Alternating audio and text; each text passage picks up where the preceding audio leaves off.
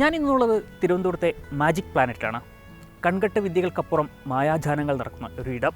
Magician Gopinath Muthukad നടത്തുന്ന ഇവിടെ സ്വർഗരാജ്യമായി കരുതുന്ന പലരുമുണ്ട്. ഇവിടുത്തെ വിശേഷങ്ങളും കാഴ്ചകളും കണ്ടുവരാം.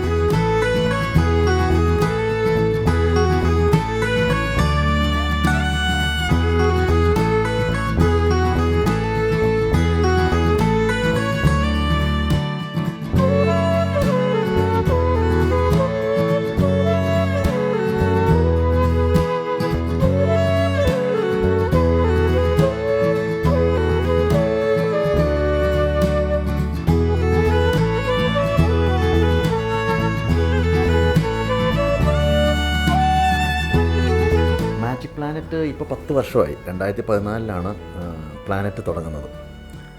ഇത് ആക്ച്വലി ഒരു ഡ്രീമാണ്. ഞാനൊരു ഭാരതയാത്ര പോയ സമയത്ത് നോർത്ത് ഇന്ത്യയിൽ, പ്രത്യേകിച്ച് ഡൽഹിയിൽ കലാകാർ കോളനി എന്ന് പറഞ്ഞൊരു കോളനിയുണ്ട്. അവിടെ ഈ തെരുവ് ജാലവിദ്യക്കാർ അനുഭവിക്കുന്ന കഷ്ടപ്പാടുകളും ഒക്കെ കണ്ടപ്പോഴാണ് ഇങ്ങനൊരു സംരംഭം തുടങ്ങണം എന്ന് വിചാരിച്ചത്. അവർക്കൊരു പെർഫോം ചെയ്യാൻ വേണ്ടിയിട്ട് സ്ഥിരം വേദി ഉണ്ടാക്കുക എന്നുള്ളത്. ഇപ്പോൾ ഇവിടെ നിങ്ങൾ കണ്ടിട്ടുണ്ടായിരിക്കും, സ്ട്രീറ്റ് മാജിക് കണ്ടോയെന്ന് എനിക്കറിയില്ല.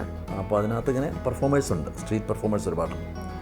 അവർക്ക് വേണ്ടിയിട്ടൊരു വേദി തുടങ്ങാൻ വേണ്ടിയിട്ടാണ് മാജിക് പ്ലാനറ്റ് ആദ്യം പ്ലാൻ ചെയ്തത്. പിന്നെ അത് കുറച്ചുകൂടി ഒരു മാജിക് തീം പാർക്കായി മാറി.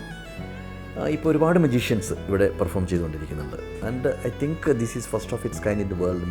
ആദ്യമായിട്ടാണ് മാജിക്കിന് വേണ്ടി മാത്രമായിട്ടൊരു തീം പാർക്ക് എന്ന് പറയുന്നത് ആദ്യമാണെന്ന് തോന്നുന്നു. എന്തായാലും 10 വർഷമായി ഇപ്പോൾ അങ്ങനെ നന്നായിട്ട് പോകുന്നു.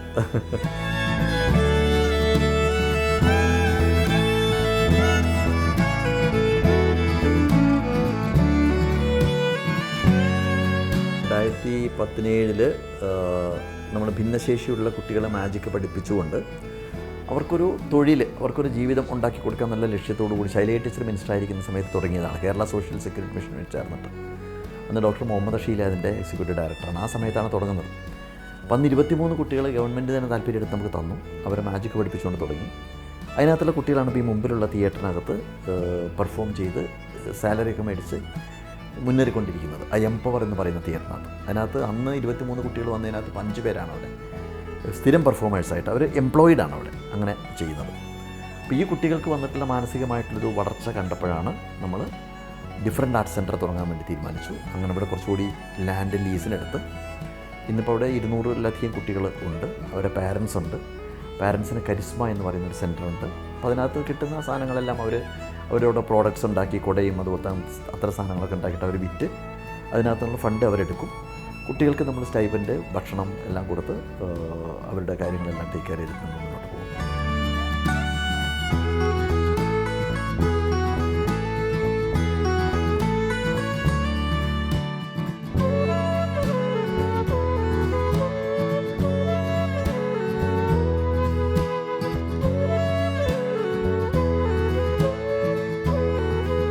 മാജിക് പ്ലാനറ്റിലെ ചിത്രകാരന്മാരുടെ അടുത്താണ് ഞാനുള്ളത്.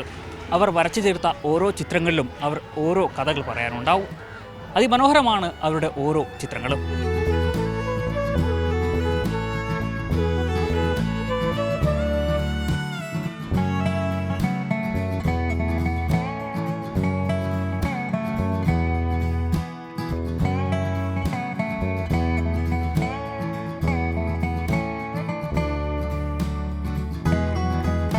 ഏഴ് സ്റ്റേജാണുള്ളത്. അതിനകത്ത് പലതരത്തിലുള്ള കാര്യങ്ങളുണ്ട്.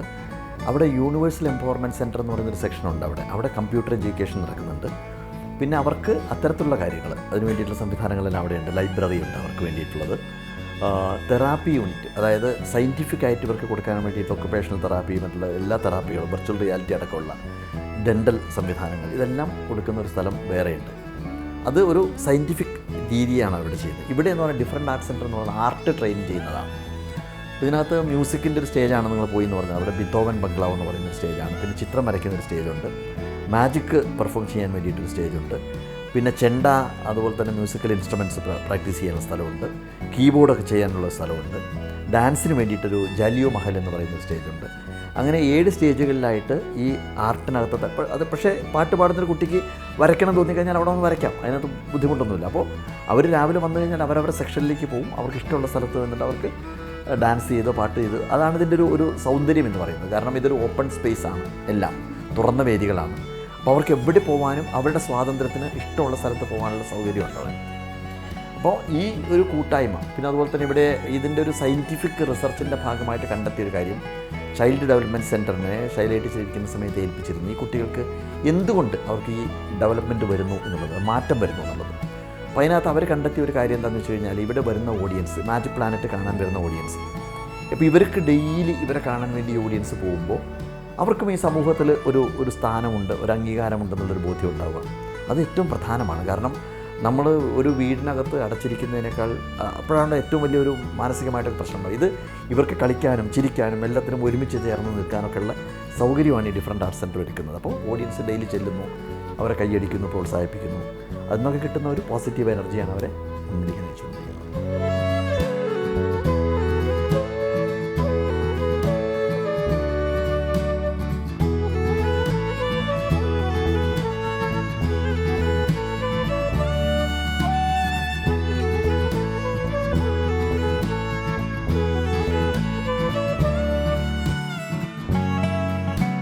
എനിക്കിഷ്ടം ഡ്രോയിങ് ആണ്, സ്കെച്ച് വരയ്ക്കാനായിരുന്നു. ഇവിടെ വന്ന ശേഷമാണോ ഈ ഡ്രോയിങ് ഒക്കെ പഠിച്ചത്? അത് വന്ന ശേഷമാണ് ഞാൻ ഇത് പഠിച്ചുകൊണ്ടിരുന്നത്. വരച്ചു, ഇടയം തൊട്ട് ഞാൻ വരച്ചിട്ടുണ്ട്.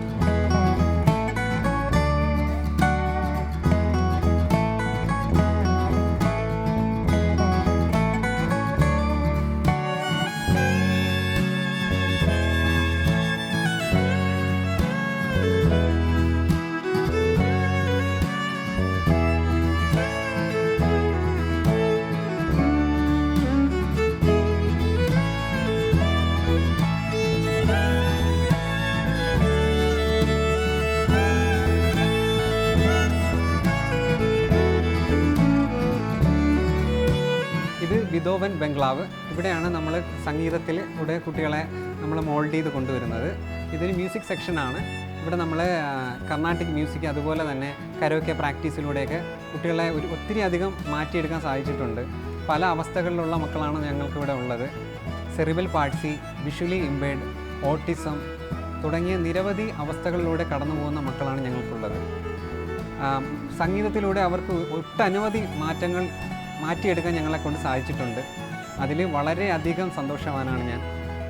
കുട്ടികൾക്ക് ഓരോ അവസ്ഥകളിലൂടെ കടന്നു പോകുന്നത് കൊണ്ട് തന്നെ അവർക്കിപ്പോൾ മ്യൂസിക് എല്ലാവർക്കും ഒരേ മെത്തേഡിലായിരിക്കില്ല ഞങ്ങൾ പഠിപ്പിക്കുന്നത്. നമ്മുടെ പാഠ്യപദ്ധതിയിൽ നമ്മുടെ പഠിപ്പിക്കുന്ന രീതി വളരെയധികം വ്യത്യാസപ്പെട്ടിരിക്കുന്നു. ഓട്ടിസം ഉള്ള കുട്ടികൾക്കായാൽ പോലും ഞങ്ങൾക്കത് ഓരോരുത്തർക്കും ഓരോ മെത്തേഡിലാണ് അവരെ പഠിപ്പിക്കുന്നത്. എങ്കിൽ മാത്രമേ അവർ ആ പാട്ടിനെ വളരെയധികം ഗ്രഹിക്കാൻ അവരെ കൊണ്ട് സാധിക്കുകയുള്ളൂ. ഒരു ഉദാഹരണം പറയുകയാണെങ്കിൽ, ഇപ്പോൾ നമ്മൾ ഒരു ഓട്ടിസം ബാധിച്ച ഒരു കുട്ടിക്കാണെങ്കിൽ അപ്പോൾ അവന് ഇപ്പോൾ വേണ്ടത് നമ്മൾ പറഞ്ഞു കൊടുക്കുന്നതിനേക്കാൾ കൂടുതൽ ശ്രദ്ധ കേന്ദ്രീകരിക്കുന്നത് ടച്ചിങ്ങിലൂടെ ആയിരിക്കും. അപ്പോൾ നമ്മളൊരു പാട്ട് പഠിപ്പിക്കുന്ന സമയത്ത് ബോഡിയിൽ ഇങ്ങനെ ടച്ച് ചെയ്ത് താളം നമ്മൾ തന്നെ ഷോൾഡറിൽ ഇങ്ങനെ താളം കൊടുത്തായിരിക്കും നമ്മൾ പാടിക്കുന്നത്. അപ്പോൾ കൂടുതൽ റെസ്പോണ്ട് ചെയ്യുകയും കൂടുതൽ ആ പാട്ടിന് ഇഷ്ടപ്പെടുകയും ചെയ്യും. പൊതുവേ പറയുവാണെങ്കിൽ ആ മ്യൂസിക്കിനോടൊരു ടേസ്റ്റ് എന്തായാലും വേണ്ടി വരും. പിന്നെ അത് നമ്മൾ ആദ്യം കണ്ടെത്തും മ്യൂസിക്കിൻ്റെ ആ ടേസ്റ്റ്. അതിനനുസരിച്ച് കുട്ടികൾക്ക് നമ്മൾ പാട്ട് പറഞ്ഞു കൊടുക്കുകയാണ് ചെയ്യുന്നത്.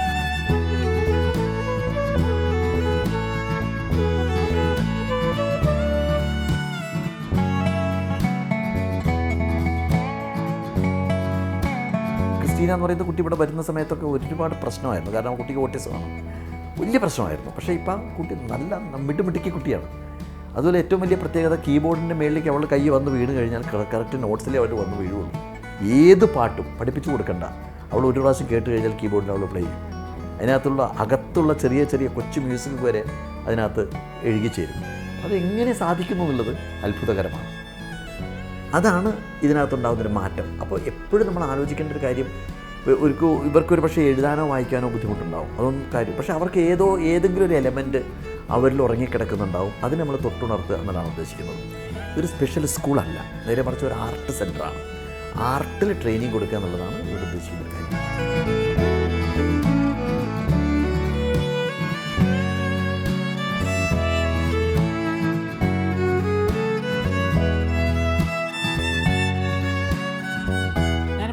മാജിക് പ്ലാനറ്റിലെ ലൈബ്രറിയിലാണുള്ളത്. ഇവിടുത്തെ ലൈബ്രറിയുടെ ഒരു പ്രത്യേകത ഉണ്ട്. നമ്മുടെ കോവിഡ് കണക്കുകളൊക്കെ കൃത്യമായി മനസ്സിൽ ഓർത്തു വെച്ച ഒരു കൊച്ചുമിടുക്കനാണ് ഇവിടുത്തെ ലൈബ്രറിയൻ. രംഗനാഥൻ എന്നാണ് ആ കൊച്ചുമിടുക്കൻ്റെ പേര്. നമുക്ക് എന്തായാലും രംഗനാഥൻ ഒന്ന് പരിചയപ്പെടാം. രംഗനാഥ് ഈ കോവിഡ് കണക്കുകളൊക്കെ ഇപ്പോഴും മനപ്പാടമാക്കി വെക്കും. 7 രജിസ്ട്രേഷൻ ഉണ്ട്. ഏ? 7 രജിസ്ട്രേഷൻ KL രജിസ്ട്രേഷനോ ഉണ്ട്. ഉണ്ടോ? 5045 ഒക്ടോബർ 5 ആ, ആ. 2020 ഒക്ടോബർ 5 ആണോ? ആണ്. ഈ കോവിഡ് കാലത്തെ കണക്കുകളൊക്കെ കാണാതെ അറിയാമെന്ന് പറഞ്ഞു. ഈ 2021 ഏപ്രിൽ 29 38,607. ജനുവരിയിലോ 2021 ജനുവരി 28 5771. ഇതൊക്കെ എങ്ങനെ കാണാപ്പാടം പഠിച്ചു വെക്കുന്ന ഈ കണക്കുകളൊക്കെ? മെമ്മറി ഉണ്ട്. ഇപ്പോൾ ഇവിടെ ലൈബ്രറി ആയിട്ട് വർക്ക് ചെയ്യുമ്പോൾ ഒരുപാട് പുസ്തകങ്ങളൊക്കെ വായിക്കാൻ കിട്ടും. പുസ്തകങ്ങളൊക്കെ വായിച്ചു കഴിഞ്ഞു ഇവിടുത്തെ കുട്ടികളെ എടുത്താൽ മതി ബുക്കെല്ലാം രംഗനാഥൻ പുസ്തകങ്ങളൊക്കെ വായിച്ചു ഇവിടെ ഉള്ളവർ? വായിക്കാറുണ്ട്. 2021 ജൂൺ 16 13,270 കണക്കുകൾ അല്ലേ? ഏറ്റവും ഇഷ്ടപ്പെട്ട പുസ്തകം ഏതാ രംഗനാഥൻ ഇതിൽ? ഇംഗ്ലീഷും മലയാളം ആ പുസ്തകങ്ങളൊക്കെ വായിച്ചു ഇവിടെ ഉണ്ടായിരുന്ന പുസ്തകങ്ങൾ വായിച്ചു? വായിക്കും. കുട്ടികളെ വായിക്കാൻ വരും. പിന്നെ 45 ഇരിഞ്ഞാനിത്തറ, രജിസ്ട്രേഷൻ അല്ലേ വണ്ടിയുടെ? തൃശ്ശൂർ ഡിസ്ട്രിക്ട് ഇരിഞ്ഞാനിത്തറ.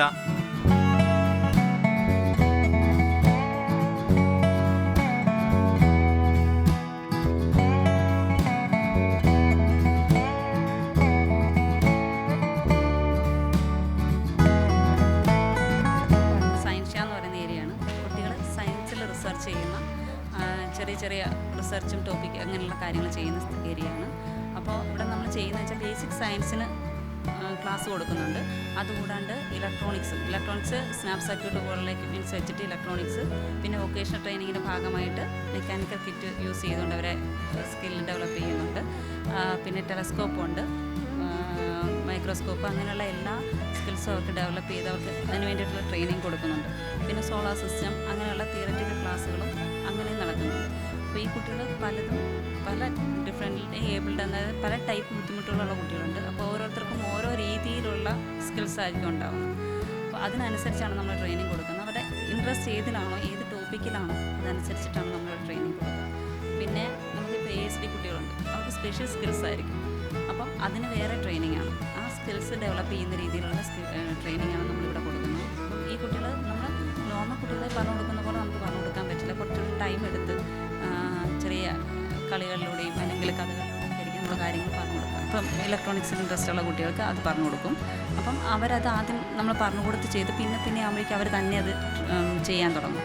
അതേപോലെ തന്നെയാണ് മെക്കാനിക്കലും. അവർക്കത് ഇൻട്രസ്റ്റ് ആണെങ്കിൽ അവർ എത്ര നേരം ഇരിക്കുമെന്ന് പറയാൻ പറ്റില്ല. അവർക്ക് അത്രയും സമയം അവരത് വേണ്ടി സ്പെൻഡ് ചെയ്യുന്നുണ്ടാവും.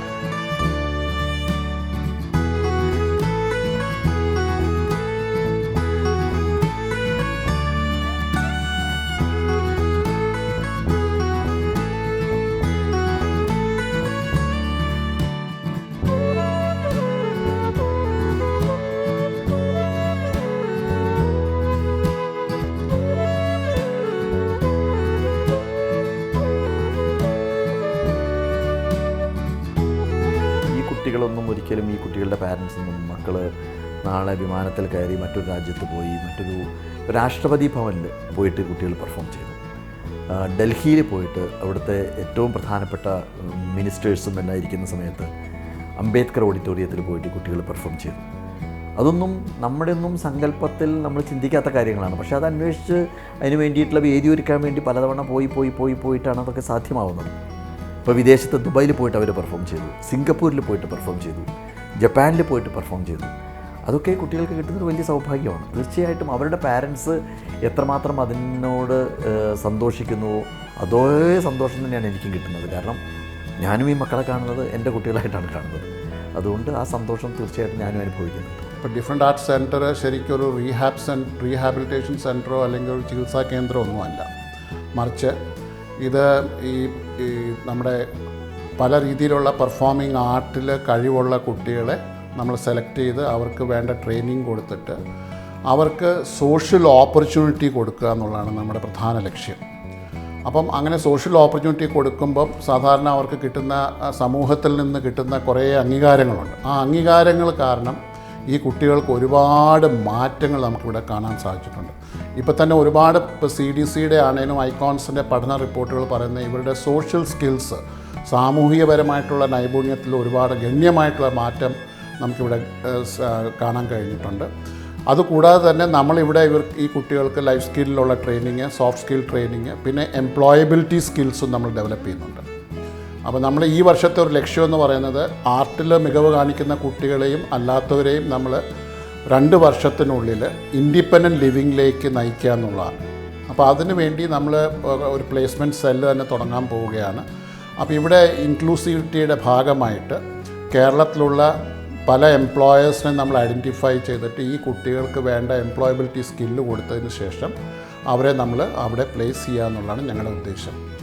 അതിൻ്റെ ഭാഗമായിട്ട് ഈ കഴിഞ്ഞ മാസം ടൂൺസ് അക്കാഡമി, ടെക്നോ പാർക്കിലുള്ള ടൂൺസ് അക്കാഡമിയുമായിട്ട് ചേർന്നിട്ട് അവരുടെ CSR ഫണ്ട് ഉപയോഗിച്ച് ഞങ്ങളിവിടെ 20 കുട്ടികൾക്ക് ഗ്രാഫിക് ഡിസൈനിങ്ങിലും എഡിറ്റിങ്ങിലും ഇപ്പോൾ ട്രെയിനിങ് കൊടുത്തുകൊണ്ടിരിക്കുകയാണ്. അപ്പോൾ ആ ട്രെയിനിങ്ങിലൂടെ ആ കുട്ടികൾക്ക് ഇപ്പോൾ നമ്മളൊരു കമ്പ്യൂട്ടർ വാങ്ങിച്ചു കൊടുത്തു കഴിഞ്ഞാൽ അവർക്ക് വേറെ സ്ഥലമൊന്നും വേണ്ട, അവർക്ക് അവരുടെ പാരൻറ്റിനും വീട്ടിലിരുന്നുകൊണ്ട് തന്നെ അനിമേഷൻ ജോലികൾ ചെയ്യാൻ സാധിക്കും. ഇവർ ഭയങ്കര എക്സലൻ്റാണ് അവരുടെ കഴിവുകൾ, അതിന് വളർത്തിയെടുക്കുക എന്നാണ് ഉദ്ദേശിക്കുന്നത്. അങ്ങനെ ഏതെങ്കിലും സ്ഥാപനങ്ങളിൽ, ഇപ്പോൾ കിംസിൽ നമ്മൾ സംസാരിച്ചിട്ടുണ്ട്, കിംസ് ഹോസ്പിറ്റലിൽ അവിടുത്തെ ചെറിയ ചെറിയ കാര്യങ്ങൾ ചെയ്യാൻ വേണ്ടിയിട്ട് ഈ കുട്ടികളെ നിർത്താൻ പറ്റുമെന്ന് ചോദിച്ചിട്ടുണ്ട്. അപ്പോൾ അവർ എഗ്രി ചെയ്തിട്ടുണ്ട്. അപ്പം അങ്ങനെ കുട്ടികൾക്ക് ഒരു വരുമാനം ഉണ്ടാക്കുന്ന രീതിയിൽ എംപ്ലോയ് ചെയ്യുക എന്നുള്ളതാണ് ഒരു ലക്ഷ്യം. പിന്നെ ഇവിടെ നമുക്ക് പെർഫോമേഴ്സായിട്ട് ആർട്ട് സെൻറ്ററിനകത്ത് പെർഫോമേഴ്സായിട്ട് എത്ര പേർക്ക് എംപ്ലോയ്മെൻറ്റ് കൊടുക്കാൻ സാധിക്കും, അതും ആലോചിക്കുന്നുണ്ട്. കാരണം ഒരുപാട് കുട്ടികൾ വീണ്ടും വരാൻ വേണ്ടി കാത്തു നിൽക്കുന്നുണ്ട്. അപ്പോൾ ആ കുട്ടികൾക്ക് കൂടി ഓപ്പർച്യൂണിറ്റി കൊടുക്കാൻ വേണ്ടി സ്വാഭാവികമായിട്ടും ഇവിടെ നിന്നുള്ള കുട്ടികളെ നമ്മൾ പല സ്ഥലങ്ങളിലായിട്ട് വിന്യസിക്കേണ്ട ഒരു ആവശ്യമുണ്ട്. അപ്പോൾ അത് പാരൻസുമായിട്ട് ഡിസ്കസ് ചെയ്തിട്ട് അതിന് മുന്നോട്ട് പോയിക്കൊണ്ടിരിക്കുകയാണ്.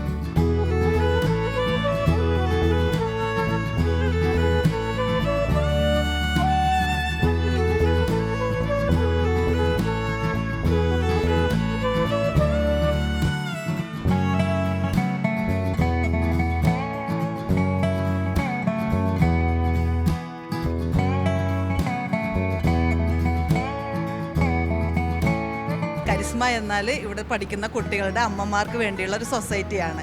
ഇവിടെ ഞങ്ങൾ ഒരുപാട് സാധനങ്ങൾ ഉൽപ്പാദിപ്പിക്കുന്നുണ്ട്.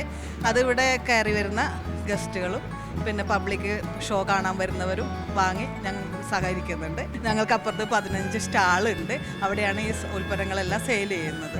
നെറ്റിപ്പട്ട ഉണ്ടാക്കുന്നുണ്ട്, പിന്നെ കൊട, ഇൻഡോർ പ്ലാന്റ്സ്, ഡോള്, നല്ലൊരു സ്റ്റിച്ചിങ് യൂണിറ്റ് ഉണ്ട് ഞങ്ങൾക്ക്, പിന്നെ ജ്വല്ലറി ഐറ്റംസ്, പിന്നെ ഫ്ലോർ മാറ്റ്, ഇത്രയൊക്കെ സാധനങ്ങൾ നമ്മളിവിടെ ഉണ്ടാക്കുന്നുണ്ട്. പിന്നെ ആവശ്യക്കാർ വേറെ എന്തെങ്കിലും ആവശ്യപ്പെട്ടാൽ അതിനനുസരിച്ച് നമ്മൾ പേപ്പർ കവറുകൾ, സ്ക്രീൻ പ്രിൻറ്റിങ് അതൊക്കെ ചെയ്തു കൊടുക്കുന്നുണ്ട്.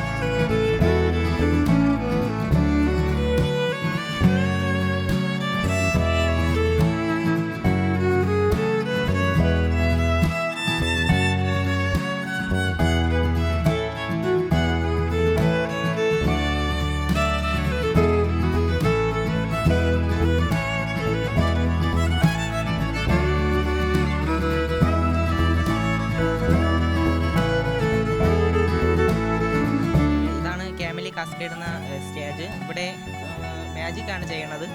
ഓഡിയൻസൊക്കെ വരുമ്പോഴത്തേക്ക് രാവിലെയും വൈകിട്ടും നമ്മൾ ഷോ ചെയ്യുന്നുണ്ട്. ഇപ്പോൾ രാവിലെ മാത്രമായിട്ടാണ് ഷോ ചെയ്യുന്നത്. പിന്നെ മുതാ സാറ് ഉള്ള സമയത്ത് വെളിയിൽ പ്രോഗ്രാമൊക്കെ ഉണ്ടെങ്കിൽ നമ്മളെയൊക്കെ കൊണ്ടുപോയി ഷോ ചെയ്യും. എല്ലാവരും ഇവിടെയുള്ള എല്ലാവരും മാജിക് ചെയ്യുന്നവരാണ്. മാജിക് എന്ന് പറയുന്നത് അവർക്ക് ചിന്തിക്കാനോ അവരുടെ സങ്കല്പത്തിലേക്കൊന്നും കടന്നു ചെല്ലാൻ ബുദ്ധിമുട്ടുള്ളൊരു കലയാണ്. കാരണം മാജിക്കിൻ്റെ ഒരു പ്രത്യേകത എന്ന് പറയുന്നത് നമ്മൾ ഒരുപാട് ഹൈഡ് ചെയ്യണം. ഇതിനകത്ത് മാജിക്കിൻ്റെ സീക്രട്സ് ഹൈഡ് ചെയ്തിട്ടാണല്ലോ കാണിക്കുന്നത്. അതുപോലെ തന്നെ മാജിക്കിൽ തന്നെ എപ്പോഴും പറയുന്നത് മനസ്സൊരിടത്തെങ്കിൽ കണ്ണ് വേറൊരിടത്ത് എന്ന് പറയാറുണ്ട്. അപ്പോൾ അങ്ങനെ ഒരു മറ്റൊരു ആർട്ടിനെ പോലെയല്ല മാജിക്ക് പഠിപ്പിക്കുക എന്ന് പറയുമ്പോൾ. പക്ഷേ അത് ഈ കുട്ടികൾ വളരെ ബുദ്ധിപരമായിട്ട് ചെയ്യുന്നു എന്ന് പറയുന്നതാണ് എൻ്റെ മഹത്വം. നമ്മൾ പോലും അത്ഭുതപ്പെടുന്ന കാര്യമാണ്. കാരണം ഇപ്പോൾ ഫോർ എക്സാമ്പിൾ ഞാൻ നേരത്തെ പറഞ്ഞ വിഷ്ണു എന്ന് പറയുന്ന കുട്ടി മാജിക്ക് കാണിക്കുന്ന സമയത്ത് എനിക്ക് പോലും അത്ഭുതം തോന്നാറുണ്ട്. എത്രമാത്രം മനോഹരമായിട്ടാണ് അവൻ അതിൻ്റെ രഹസ്യങ്ങളെല്ലാം മറച്ചു വെച്ച് വൃത്തിയായിട്ട് കാര്യങ്ങൾ ചെയ്യുന്നത്. അങ്ങനെ ഒരു മാറ്റം വന്നപ്പോൾ ഈ കുട്ടികൾക്ക് അത് നമ്മൾ ആദ്യം ചിന്തിക്കില്ല, ഈ കുട്ടികളെങ്ങനെ മാജിക്ക് കാണിക്കും, ഈ കുട്ടികളെങ്ങനെ ഇത്രയും മനോഹരമായിട്ട്. നമ്മുടെ ചിത്രം വരയ്ക്കുന്ന സ്ഥലത്ത് പോയി കഴിഞ്ഞാൽ അറിയാം, നമ്മുടെ ഭാവനയിലൊന്ന് ഒതുങ്ങി നിൽക്കുന്നതിനേക്കാൾ എത്രയോ മനോഹരമായിട്ടുള്ള കാഴ്ചപ്പാടുകളാണ് അവർക്കുള്ളത്. അപ്പോൾ ഞാനെപ്പോഴും പറയാറുണ്ട്, വിൻസെൻ്റ് വാൻ ഗോഗ് ലോകം കണ്ട ഏറ്റവും വലിയ ചിത്രകാരനാണ്. വിൻസെൻ്റ് വാൻ ഗോഗിന് ഡിസബിലിറ്റി ഉണ്ടായിരുന്നു. അപ്പോൾ വാൻ ഗോഗ് ഒരു ഡിസബിലിറ്റിയിൽ നിന്ന് ഇത്രയും വലിയൊരു ചിത്രകാരനായി എന്നുണ്ടെങ്കിൽ നമ്മുടെ കുട്ടികൾക്ക് എന്തുകൊണ്ടായിക്കൂടാ? ഇവിടെ സയൻഷ്യ എന്ന് പറയുന്നൊരു സെൻ്ററുണ്ട്. സയൻസിനകത്ത് ഈ കുട്ടികളെ കൊണ്ട് റിസർച്ച് ചെയ്യിക്കുന്നതാണ്. ആൽബർട്ട് ഐൻസ്റ്റീൻ ഡിസബിലിറ്റി ഉണ്ടായിരുന്നു. തോമസ് ആൽവ എഡിസൺ ഡിസബിലിറ്റി ഉണ്ടായിരുന്നു. അപ്പോൾ അതിൽ നിന്ന് അത്തരം ഒരു എഡിസനോ ഐൻസ്റ്റീനോ ഉണ്ടായെങ്കിൽ എന്തുകൊണ്ട് നമുക്ക് നാളെ ഉണ്ടായിക്കൂടെ? ഇവിടെ ലൈബ്രറിയനായിട്ടൊരു കുട്ടിക്ക് ജോലി കൊടുത്തിട്ടുണ്ട്, രംഗനാഥ് എന്നാണ് പേര്. ആ മോൻ ലൈബ്രറിയിലുള്ള പുസ്തകങ്ങൾ നമ്മൾ രജിസ്റ്ററിൽ എഴുതണ്ട, അവന് ഓർത്ത് വയ്ക്കാൻ പറ്റും. 2-2.5 വർഷത്തെ കോവിഡിൻ്റെ കണക്ക് അവന് ഓർത്ത് വയ്ക്കാൻ പറ്റും. ഇവിടെയുള്ള സ്റ്റാഫിൻ്റെ മൊബൈൽ നമ്പർ ഓർത്ത് വയ്ക്കാൻ പറ്റും. അവൻ്റെ മെമ്മറി അല്ലെങ്കിൽ അവൻ്റെ ബ്രെയിനിൻ്റെ വർക്ക് എന്ന് നമ്മളതിനേക്കാൾ അപ്പുറമാണ്. ഓട്ടിസമാണ് കുട്ടിക്ക്. അപ്പം നമ്മുടെ കാൽക്കുലേഷനിൽ ഒരുപാട് വ്യത്യസ്തമായിട്ടാണ് കാര്യങ്ങൾ നടക്കുന്നത്. അതാണ് എൻ്റെ കാര്യം.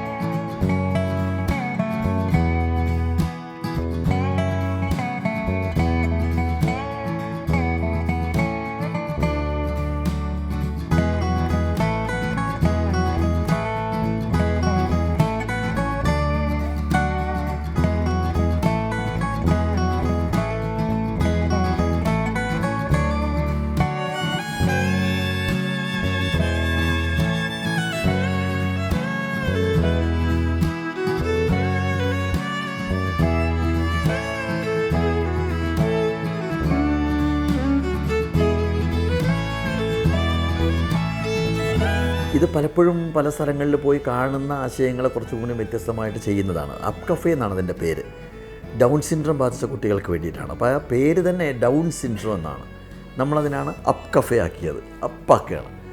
അപ്പോൾ ആ കുട്ടികളാണ് അവിടെ സാധനങ്ങൾ വിൽക്കുന്നത്. അപ്പോൾ ഇതൊക്കെ പലപ്പോഴും പല രാജ്യങ്ങളിലും പോകുന്ന സമയത്ത് കാണുന്ന ആശയങ്ങൾ, വായിക്കുന്ന സമയത്ത് കിട്ടുന്ന ആശയങ്ങൾ, ഇതെല്ലാം കോർത്ത് വെച്ച് ഇങ്ങനെ. പിന്നെ അതുപോലെ ഇവിടുത്തെ ഒരു ടീമുണ്ട് ഞങ്ങൾക്ക്, നല്ല സ്റ്റാഫാണ്. അപ്പോൾ ആ സ്റ്റാഫിൻ്റെ ഒരു ചേർന്ന് നിൽക്കൽ. ഇപ്പോൾ നമ്മളൊരു ആശയം പറഞ്ഞു കഴിഞ്ഞാൽ അത് നടപ്പിലാക്കാൻ വേണ്ടിയിട്ടുള്ള നല്ല ഊർജ്ജസ്വലരായി നിൽക്കുന്ന ഒരുപാട് ഒരു ഗ്രൂപ്പുണ്ട്. അപ്പോൾ എല്ലാം കൂടി ഇങ്ങനെ ചെയ്തുകൊണ്ടിരിക്കുന്നതാണ്.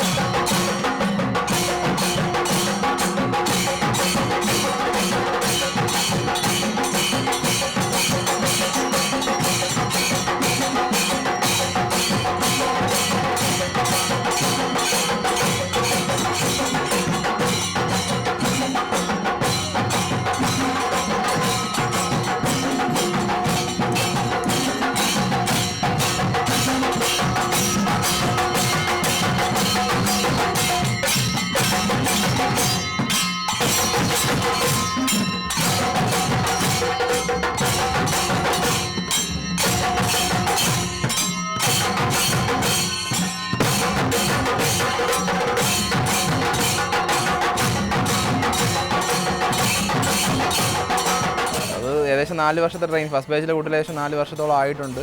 4 വർഷത്തെ ട്രെയിനിങ് കൊണ്ടാണ് ഇങ്ങനെ ആയിട്ടുള്ളത്. പിന്നെ ചില കുട്ടികൾ 2 വർഷമായ കുട്ടികളുണ്ട്. നമ്മൾ മൊത്തം 4 ബാച്ചിലായിട്ടുള്ള കുട്ടികളാണുള്ളത്. ആദ്യം ഒരു ബുദ്ധിമുട്ടാണെങ്കിലും ആർട്ട് എല്ലാ മനുഷ്യരെയും കുറച്ചും കൂടെ നല്ലൊരു ബെറ്റർ പേഴ്സൺ ആക്കുമല്ലോ. അതുപോലെ തന്നെയാണ് കുട്ടികളിലും അവരുടെ ബിഹേവിയറായിട്ടുള്ള ഒരുപാട് കാര്യങ്ങൾ ഇപ്പോൾ ചേഞ്ചായി വരണമുണ്ട്. അത് സയൻറ്റിഫിക്കലി ഇവിടെ പ്രൂവ് ചെയ്തിട്ടുള്ളതാണ്. ആദ്യം ഭയങ്കര വയലൻ്റായിട്ടുള്ള കുട്ടികൾ പോലും കുറച്ച് ആൾ ഇൻസ്ട്രുമെൻസുമായിട്ട് ഇൻട്രാക്ട് ചെയ്യുന്ന സമയത്ത് അവരുടെ ആ വയലൻസിൻ്റെ സ്വഭാവങ്ങളൊക്കെ കുറഞ്ഞ് വരണുണ്ട്, നമുക്ക് കൺട്രോളായി വരണുണ്ട്. കോമൺ ക്ലാസ് ഉണ്ടാവും കുട്ടികൾക്ക്. അപ്പോൾ എല്ലാം ഡാൻസും ഇൻസ്ട്രുമെൻസും എല്ലാം ഉണ്ടാവും. പിന്നെ നമ്മൾ ആദ്യമേ എടുക്കുമ്പോൾ തന്നെ കുട്ടികളിൽ ഏറ്റവും കൂടുതലുള്ള കലാവാസന ഏതിനോടൊന്ന് നോക്കും. അതായത് ഇപ്പം ഇൻസ്ട്രുമെൻറ്റ് സെക്ഷനിലേക്ക് വേണ്ടിയാണ് എടുക്കുന്ന കുട്ടി എടുക്കണമെങ്കിൽ നമ്മൾ മെയിനായിട്ട് ഫോക്കസ് ചെയ്യുന്നത് ഇൻസ്ട്രുമെൻസിലായിരിക്കും. എങ്കിലും എല്ലാ കുട്ടികൾക്കും എല്ലാ ആർട്ട് ഫോമും കിട്ടുന്ന രീതിക്കുള്ള കോമൺ ക്ലാസ്സസ് ഉണ്ടാവും. അപ്പോൾ അതിൽ നിന്ന് സെലക്ട് ചെയ്ത് നമുക്കറിയാമല്ലോ, ടീച്ചേഴ്സിന് അറിയാൻ പറ്റും കുട്ടിക്ക് ഇതിൽ താല്പര്യമുണ്ടെന്ന് കാണുമ്പോൾ ആ കുട്ടിയെ അതിൽ കൂടുതലായിട്ട് ട്രെയിൻ ചെയ്യിക്കാനാണ് ശ്രമിക്കുന്നത്. 14 വയസ്സ് മുതലാണ് ഇവിടെ നമ്മൾ കുട്ടികളെ എടുക്കുന്നത്. കാരണം അതിൻ്റെ ഒരു പ്രശ്നം, നമ്മുടെ ഗവൺമെൻറ്റിൻ്റെ ഇതിനനുസരിച്ച് +2 കഴിഞ്ഞതിന് ശേഷം ഈ കുട്ടികൾക്ക് ഫ്രീ എഡ്യൂക്കേഷൻ ഇല്ല. അപ്പോൾ ഈ കുട്ടികൾ എന്ത് ചെയ്യും? സ്വാഭാവികമായിട്ടും ആ കുട്ടികൾ വീടിനകത്ത് തളച്ചെടുക്കപ്പെടും. ഈ ഒരു സമയം എന്ന് പറയുന്നത് അവരുടെ ഈ ഹോർമോൺ ചേഞ്ചസിൻ്റെയും ഒക്കെ ഒരു സമയമാണ്. അപ്പോൾ സ്വാഭാവികമായിട്ടും അതിൻ്റേതായിട്ടുള്ള ഫ്രസ്ട്രേഷൻസും പ്രശ്നങ്ങളും ഇവർ പാരൻസിനോട് പ്രകടിപ്പിക്കുകയൊക്കെ ചെയ്യും. ആ സമയം ഞങ്ങളതാണ് 14 വയസ്സ് മുതലുള്ള സമയം ഇവിടെ ഏറ്റെടുക്കാൻ കാരണം. ഈ കുട്ടികൾ ഈ കുട്ടത്തിലാവുന്ന സമയത്ത് അതൊന്നും ഒരു പ്രശ്നമല്ല. നമ്മളത് എല്ലാവരും കൂടി എൻജോയ് ചെയ്ത് മുന്നോട്ട് പോകും. പാരൻസിനും വലിയ ആശ്വാസമാണ്. കാരണം ഈ കുട്ടികൾ ഇവിടെ നിൽക്കുന്നു, വൈകുന്നേരമാവുന്ന സമയത്ത് ബസ്സുണ്ട്, അവരവിടെ കൊണ്ടാക്കി കഴിഞ്ഞാൽ പിന്നെ കുട്ടികൾ വലിയൊരു പ്രശ്നമൊന്നും ഉണ്ടാവില്ല. അപ്പോൾ ഈ ഒരു സമയം തിരഞ്ഞെടുക്കാനുള്ള പ്രധാനപ്പെട്ട കാരണം ഇതാണ്. പ്രധാനമായിട്ട് +2 എഡ്യൂക്കേഷൻ കഴിഞ്ഞതിന് ശേഷം ഇവർക്കുള്ളൊരു എന്ത് എന്ന് പറയുന്നൊരു ചോദ്യമുണ്ട്. ആ ചോദ്യത്തിൻ്റെ ഒരു ഉത്തരമായിട്ടാണ് ഡിഫറൻറ്റ് ആർട്സ് സെൻറ്റർ വന്നത്.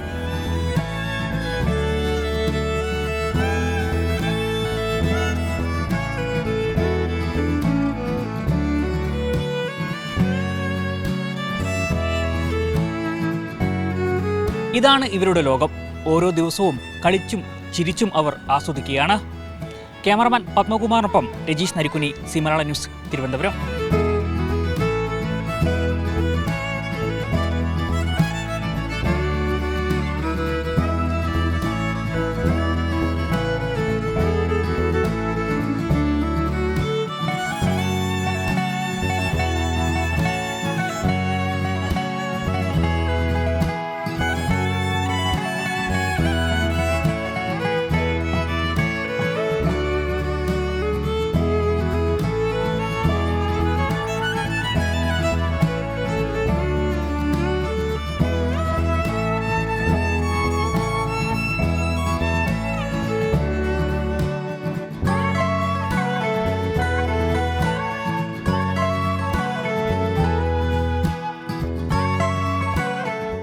ഏറ്റവും പുതിയ വാർത്തകളും വിശേഷങ്ങളും വിരൽ തുമ്പിലറിയാൻ സി മലയാളം ന്യൂസ് എല്ലാ ഡിജിറ്റൽ പ്ലാറ്റ്ഫോമുകളിലും ലഭ്യം.